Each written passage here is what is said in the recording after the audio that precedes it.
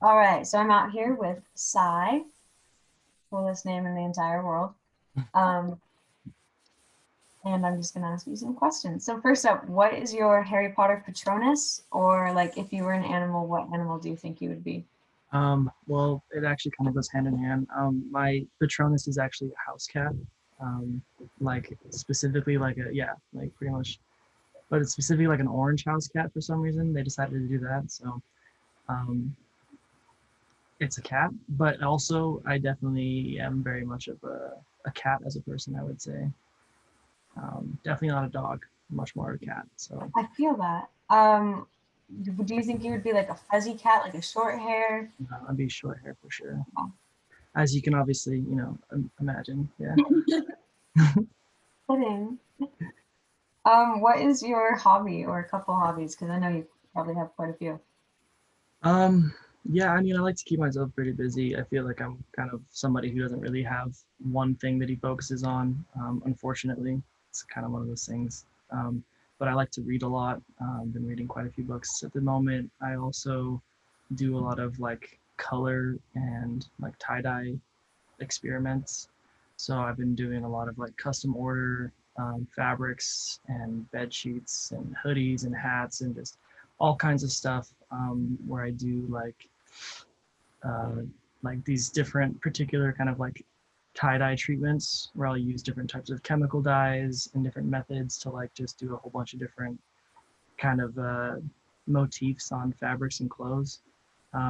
It's mostly just an expression thing for me. But yeah, it's just a fun way to kind of like have just a random creative project to do all the time. So, and it makes me a little bit of money here and there, and I can use that for fun things. So, yeah, that's kind of like my main hobby right now is just, you know, doing tie dye all day, messing with colors, making art if I can, reading That's books. really cool. Yeah. And you tie-dyed your own hat, right? The one you're wearing? Yeah, this one is just, yeah, um, yeah, I've been making a bunch of these hats lately and everyone's been really excited about them. So I've just been making them I here. love seeing them on your stories. Yeah, no, it's one of those things where it's like I definitely like am making these things just for myself because it's like something it gives me an excuse to like do something creative all the time that I can just constantly just kind of like randomly express instead of having to like think too hard about it. And then as I post it, people end up wanting to buy it, and so I just kind of let people buy them if they want them. So it's kind of one of those things where it's like I hate like self-promoting myself like my stuff, but I also enjoy it when people like it and want it. So it's like one of those things where I'm doing it and I'm doing it for my own enjoyment, but then also there is a way that I can like get it to people that they also enjoy it. So it's been fun. It's been fun and fulfilling, and it keeps me confident and motivated. So I've been excited about it, and people enjoy it now. So I mean, as long as people still enjoy it and I still enjoy it, then I'm just gonna keep doing it until I find something else I want to do. That's awesome. I actually like, I don't think normally I would relate to that. I would just think it was really cool. But like right now with the Etsy that I made and like crocheting stuff, I feel the same. I'm like, I'm making this for me, but if someone else wants it or like wants a personalized version of it, that's awesome. Right, exactly. Yeah. What if you could be reborn as absolutely anything, like an idea, a place, a person, a thing, whatever, what would you want to be reborn as and live a life as? Like any kind of object, like anything. Just anything you can possibly think of. I know it's kind of a weird question, but Oh no, no, it's cool. I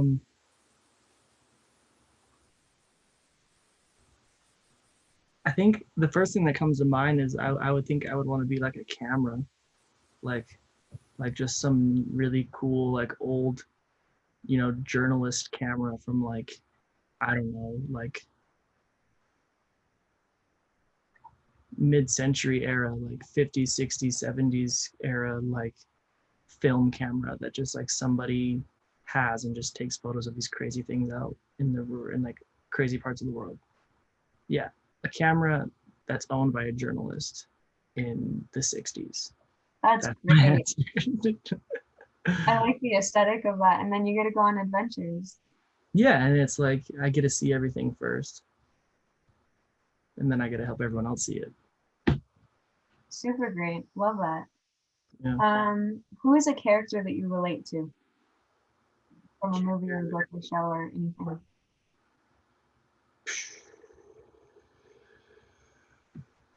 Um, that's a hard one. It shouldn't be hard. I watch so much TV and so much movies. This is always the hardest question to figure out. I'm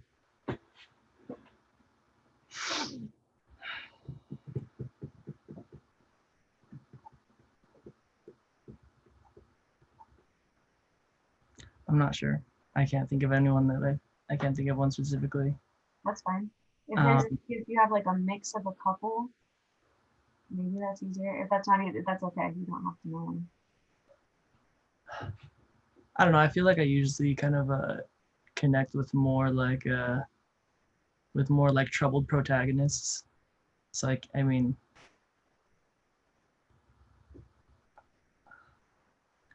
I don't know. Like this definitely isn't my answer, but like for example, like Sherlock Holmes, right? I don't feel like I identify with him. I'm not the same as him, but like that kind of a character where they kind of have their way of doing things and they're going to do it regardless. And you can either jump on board and help me and support and like help me figure it out, or you can make it more difficult for me and I can just circumvent you and do my thing anyways. So it's kind of, there's a lot of those characters in movies that are very like not just stubborn, but like know what they're going for, but might not know how to like get everyone else on board. But they're still going to do it anyways. And those that want to participate can, and those that do and don't won't. You know what I'm saying? So like, I don't know, but a lot of them end up being kind of like anti-heroes or like or like bad characters. Like you think of like Daniel Day-Lewis and like There Will Be Blood. Like starts off as well like very like well intentioned for all intents and purposes, but at the same time gets like completely fixated on his end goal and ends up destroying everything around it because of it. So like those kinds of characters I usually get I usually identify with because it's a lot of this like hyper brain power and hyper like confidence in something specific that you like finally have confidence in, and then you kind of almost do everything you can in order to have it fulfill, when in reality it might be to your own detriment. Mm, And I kind of like those stories, where it kind of shines a light on like the positives and negatives of like being stubborn and being self-sufficient. So I mean, there's a ton of other examples of that of other characters, but those are the first ones that come to my head. yeah, that's a great description. Yeah. What is a soft fear that you have that you think maybe other people might relate to? Like it's not your core terrifying fear. Um, I don't really have a lot of like soft fears. Um, like for example, like my core fear is um, is loneliness, right? But Mhm. it's not necessarily about being alone. Like I like cherish my solitude and I love having like my own space to be alone and to do my things by myself. Um, but it's kind of ironic that like my core fear is like this idea of being alone or not having anybody that I could rely on or that I could interact with. And so I would say that like my soft fears usually lie inside of that like socially anxious space where I'm a lot more afraid of um, I don't want to say necessarily rejection, but I am afraid of putting myself out there to make new friends out of this fear of abandonment or a fear of loneliness, right? Where it's like it's almost easier to uh, be by myself and to like keep the ship afloat by myself, which I know I can do, rather than bring someone else in and have that compromise, what's happening right now. So it Yeah. ends up being like I get really socially anxious when I'm around not just new people, and that's it's not always the case, but there are moments when I will meet people that I definitely feel like I want to have a connection with. Um, and I feel like I usually not usually, but there are times that I like fumble in those situations out of like fear that those people that I do want to spend time with won't reciprocate. And so it ends up being this kind of weird workaround about loneliness and camaraderie and friendships and relationships and how that all kind of boils out. So yeah. That's so interesting because I feel like you are a very independent person, but it's like it's like you know how unique you are, and so when you meet someone that you could connect with, it's almost like harder to connect with them because you put so much pressure on that as like that it is a rare thing and you know that, and so you don't Right. want to miss it or mess it up or anything. So that is very Exactly. interesting. Yeah. And yeah, I have a lot of anxiety around like um how much of like how much I share about myself.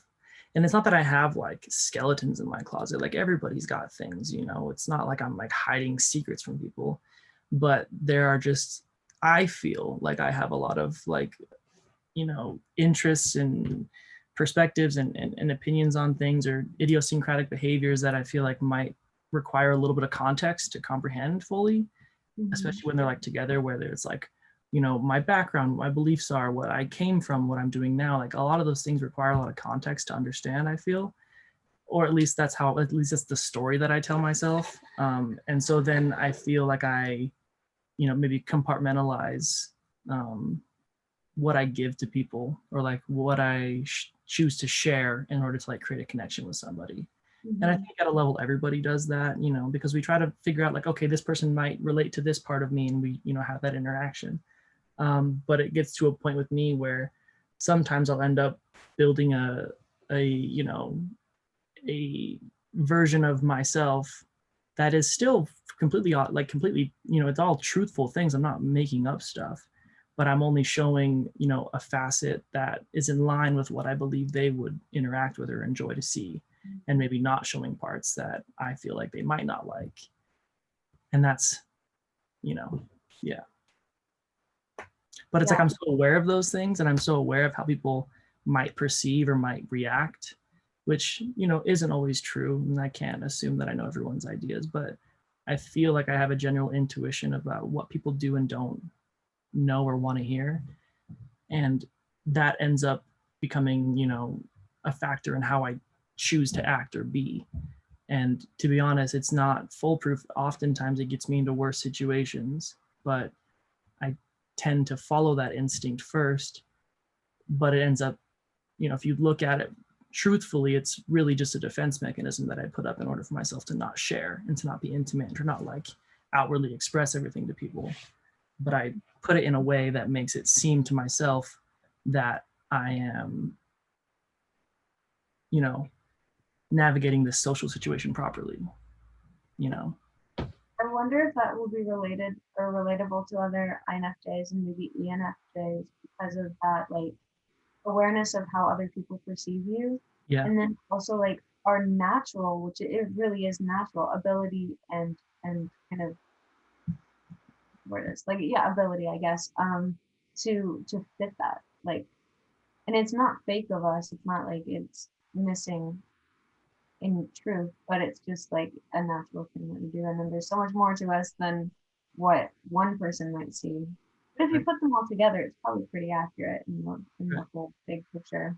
Yeah. And I mean, it's kind of hypocritical because like I hate when people do that to me when they try to like, you know, assume what I am before they even ask me, you know, yet that's exactly what I do to others out of my own fear. So it's kind of silly, Hmm. but What pet peeves do you have? pet peeves. Um, I don't like rudeness. Like I hate when people are just outwardly like mean or rude to people.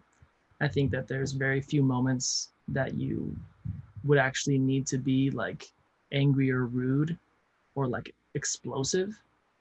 And I feel like a lot of those times are like the times that is warranted is like when it's with someone that you know or that you have a relationship with that you could be like, hey, like, and you say something rude or say something mean or say something specific, right? But it's Mhm. just when people are just default angry or default explosive or default rude. you know, like those things make me furious. But it's like it, yeah, just inconsiderateness, just kind of like overall people that are just going out of their way to make things difficult for others. It just seems silly to me. It just seems self-centered and sad. Um, Another thing that bugs me, I'm trying to figure out the right words.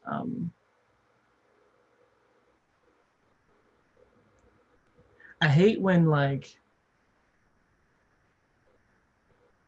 but then again, here's the hypocrisy again. Is like I um, have a lot of like anger that stays. Like I have a lot of anger inside of me, and it's just kind of like my natural reaction to things. When I get frustrated, I get angry, right? But that anger is something that I have always been really good at controlling and maintaining and not allowing to bubble to the surface. Um, and so, but when there's like little things, like little tiny insignificant things during the day that truly aren't really that important, that don't work, I like blow up and I like get super frustrated and I get really angry and really and I just kind of blow off steam, right? And then like 20 minutes later when it's over, it's whatever, it's done. But I don't really get mad at like big things. I never get mad at like people. I never get mad at like big problems. I only get mad at like really tiny insignificant problems. Um, like for example, like we are talking about Zoom before we started, right? Like a couple days ago, I tried helping my mother like screen record from her iPad to like show a video in a Zoom call that she was having, right? And we tried for like 45 minutes to get it to work and we couldn't. And I just got more and more frustrated because it's just supposed to be like a little simple thing to fix, right? And I should know how to do it.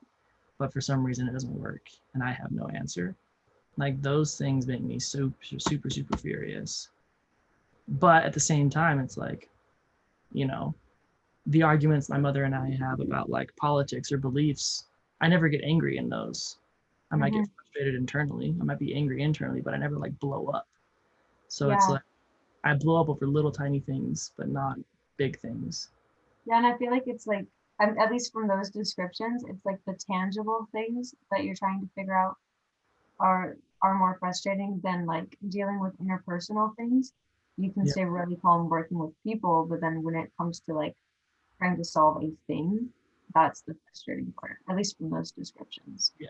And yet I get angry at everybody who gets really rude or blows up in public, and that's silly Well, because because it's they're ruining the interpersonal communication. Like, true. how am I supposed to solve this if you're sabotaging it? That's true. And I also just I hate when people are just um like cockiness and entitledness. And I sound like such a fucking millennial right now. Sorry, excuse me. But it's like I genuinely hate when people are like when they feel like entitled to subservience. Like when I see people like out at like stores or whatever and they're just like hassling the people that work there, or they're making someone's day difficult. If Yeah, they're making the worker's day so difficult. unnecessary. It's like you're truly making this situation happen. This situation only exists because you are creating it. And now you're making someone else's day harder to deal with because you are being selfish. That stuff really makes me furious. Because I'm like, this 16-year-old kid has no idea what the heck you're talking about, man. Like, why are you being so mean? Like, he's just trying to, Yeah, you know what I'm saying? Like, it's just, I think it's just a lack of, like, I think when people are just inconsiderate or they don't think further than their own brains about what else someone else is feeling or what someone else is experiencing, and then they just kind of live in a way that just causes chaos for others. It's just seems irresponsible. I agree. Yeah.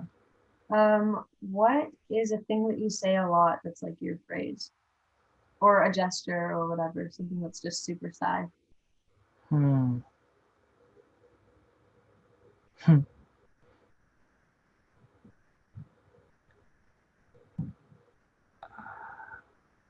Man, I wish I would have prepared for these questions a little more. Sorry, I know it's No, all it's fine. spontaneous. No, it's good though.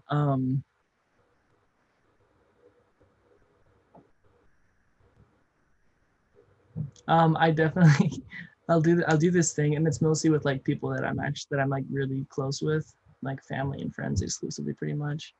But if I like if say for example if like my dad's like sitting on the couch upstairs and he's like watching a show, like I'll like come up and I'll like stand by him and then I'll just like put my hand on his forehead. Like I like touch people on the forehead. Like I'll either touch them right here or like I put my hand like right here on their forehead and I'll just sit there and talk with them for like a minute or whatever. And I don't know, it's just kind of this silly thing that I like to do where it's like I like because like I'll do it with my mom and I'll just like poke her in the forehead and we'll just talk about something normal. Like I'll be like, oh, how was your day? Like everything great, cool, awesome. And I'll just like sit there and like rub her third eye and like her forehead. And it's just like a weird way to like get them to, I don't know, because like because it's an uncomfortable situation. I mean, it's like this weird comfortable uncomfortable kind of thing where it's like it's nice to have someone like hold your forehead, but it's Yeah, also that's like why the hell is he holding my it's forehead and we're talking about like the day. socially strange. Yeah. That's interesting because like Viggo Mortensen, the actor for Aragorn, Uh-huh. he would like touch his forehead to people's on the set and they would always be like, what are you doing? And like he would always do that, or he would do it like even hardly, like push their forehead into Yeah, things. Yeah, I and I think and he's an INFJ also. And so I'm wondering now if really there's something there. oh I always touch my forehead with people. Like if I'm hugging somebody that I really care about, like I'll put my forehead on someone else's forehead like no problem. I've noticed that in my relationships that's like the biggest act of intimacy to me is like forehead touching. And I don't know what it is. So I'm gonna look into this because now I have like so many theories going crazy in Yeah, my well, mind. look into I mean, this is your frontal lobe. This is like where your whole personality is. Like this is where your whole being is. Like everything that you think of as you is right here. It's also like where your third eye center is. So you could look into like third eye chakra opening stuff and frontal. I bet my brother knows about that stuff. He would probably love to. Yeah. I mean, like you're like literally like Lizzie is all just right here. Like, because everything else is like your eyes and your memories and all the other stuff that's part of your brain that we don't have to go into. But like everything that's you is right here in your forehead. So if like that makes it interesting, yeah. That's really interesting. I like Viggo Um, Mortensen a lot, so I'm cool with that.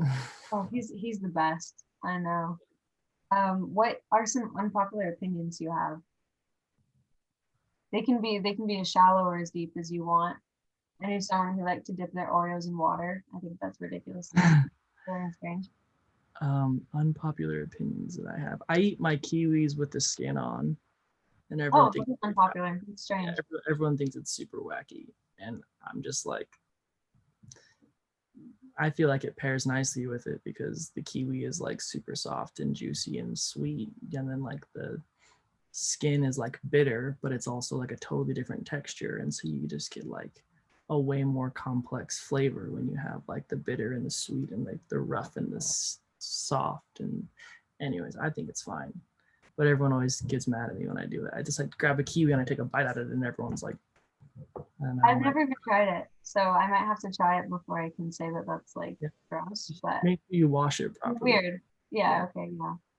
because like the skin is like It's a rough, so different it gets thing. more dirt on it, but I think it's amazing. Hmm. um Unpopular opinions. I mean, most of my unpopular opinions are just geographically based, so they're not really unpopular in other places. So that's fine. But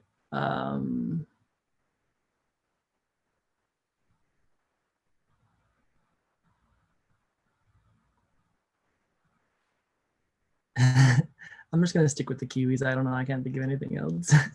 That's fine. Last question. What is your favorite thing about yourself? um, This is like forced brag, but just go for it. yeah, no, it's fine. I think I've been pretty lucky to um, have like a heart and a brain that like talk really quickly to each other. I feel like ever since I was like super young, I've always kind of been able to see through things, see through people's intentions, um, kind of like I don't know, I've just had like really high discernment and intuition for things.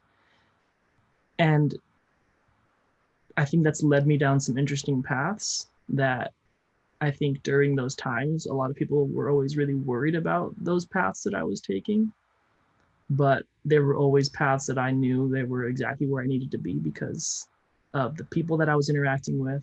And I knew them and I could tell that they were good and true people. And so that has always led me constantly throughout my life to find the right people to be near at the right times or to be in the right situations that are going to help me develop as an individual, that they're going to help me feel happiness or feel security.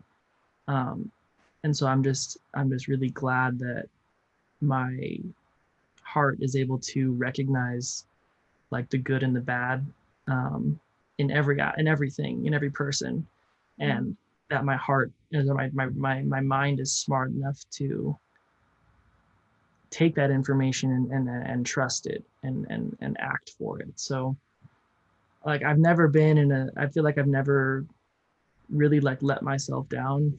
I feel like I've like the journey's always been so different. It's always different every 6 months. Like life is always constantly changing, but I have always been exactly where I need to be.